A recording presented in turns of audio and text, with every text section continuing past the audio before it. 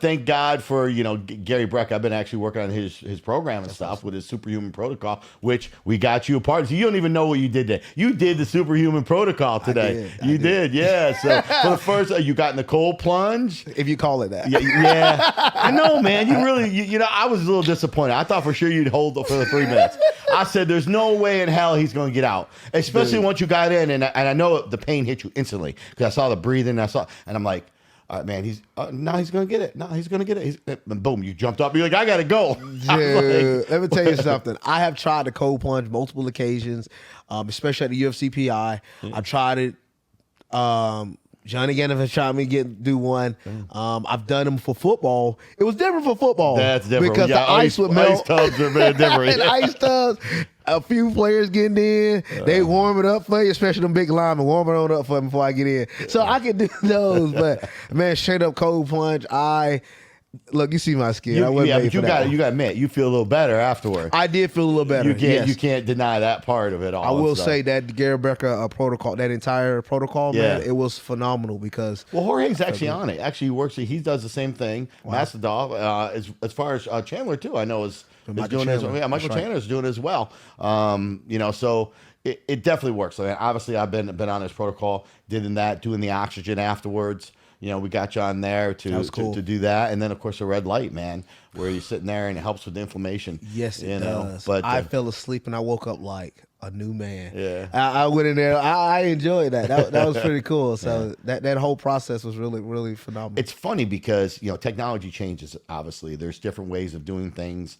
Like you said, you talked about the cold plunge in a tub, putting bags of ice in a tub. And by the time the fourth or fifth person gets in there, it's not as cold as it was for the first. It's not the same, But now with technology and the different things that they're making, man, it's pretty incredible. Do you find that challenging as an athlete? That, some people maybe are getting a better edge than others because not everybody has access to those types of things. Yeah, so that's the thing. Is like you see certain athletes don't have that access to certain things. That's why I'm very blessed with Peak Connect Performance. A lot of people don't have the access to people to actually understand how to train for MMA fight. Yes, John has fought, but Gannon hasn't fought. But that's not necessarily, it's the systems. The same way Phil Daru ain't fought.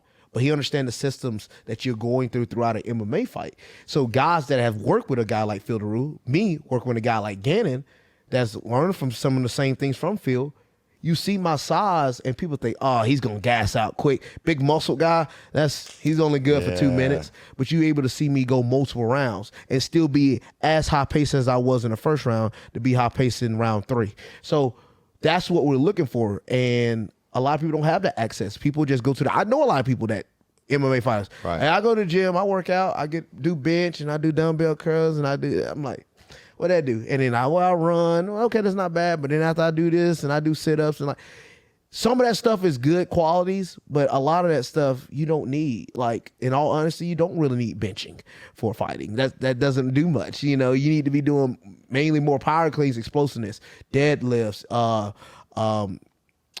my goodness, like bar pushes and stuff like that nature, like to work on your punch, sled, medicine ball slams, to work on your hip rotation, like throwing a punch. Right. So you need those type of things and people to teach you that, to understand, and how to go through it throughout a fight camp.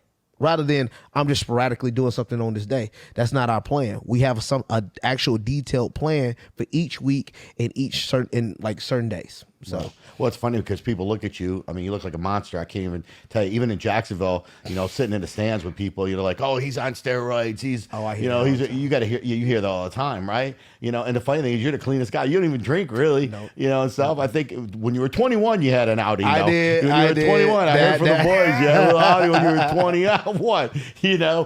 What happened that time, huh? Lordy. You were doing that one. That one was one of the first times. Did you beat up a mailbox or something like that? I did beat up a mailbox. That's around the time I had started boxing. Mailbox can't punch you, right? You realize that. Well, They're gonna hit I you went 1-0. So look, that was your first start? That was my first start against the mailbox. And then I fought the tree, and then I did 100 push-ups straight. Wait a second. You fought the tree. What does that mean? Dude, I look at a tree and I was like, all right. Did you kick it? Did it go down? Kick Did it? No, the tree didn't go down, but I was moving it. It was moving. Oh, yeah. I was making sure it moved. I was like, you're not just going to stay here in front of me. But, that's just, I was out of it, man. And I actually had ran, that's when I chipped my tooth. I actually got in my football. I was playing fullback. I was still playing football. I got in my fullback stance and I like against the car, and it chipped my tooth. Oh, car too. So you took out a mailbox. You punched the mailbox, and that did clear. You did take that one down. Yeah. You tried to beat up a tree and a car. That's And a hell of car. a day, man. What was it? Was it tequila, vodka? What was it? Man, it was like all mixed. All mixed. So that's again when you never done it, you don't know. I had turned 21 and like the whole, football team that came, everybody from the school, because everybody wanted to see. I'm just thinking trees seeing you coming. They're going, I hope he ain't drinking today. I don't want to be beat up. I hope he ain't drinking today. Dude, that was actually. That was one of those, like, again, that college moment, you experience it, and that was fun. That was on that type of one-time deal. But like, that's the thing. I always get you should go to social media, see all the comments. Oh, he's on steroids. I know he's taking something. Does that bother you? No. Does it bother you? People try to say negative things, and does it get at you at all? Do you get tired of it at times? No, I laugh at it. Yeah. I was telling a lot of my friends, I was getting like all types of so you get 90% of congratulations. Right. Yeah, great job. Rooting for you. You should have got a country, blah, blah. Then you see the other 10% that probably was rooting for the other guy. Man, you suck. Some racist stuff here and there and stuff. I laugh at it. I don't get mad at that type of stuff. Yeah. I was like, man, these jokers taking that time out of their day to say something about me. Hey, how you doing? But I don't say nothing to them. I just read it and go on about my day. You ever respond like, just go ahead and like it, man, and subscribe to me because you're watching me anyways. Yeah, I don't ever respond. Yeah. I will say I have a lot more people more social media savvy. They get in, they get to respond. It gets funny. Yeah. I take it more of a joke. Like I actually say this. I said, man, if you ain't telling me I'm on steroid, that means I don't look as good. Right. That's right. So keep on telling me I look like I'm on steroids because I always tell people you can test me anytime. I can pee anytime.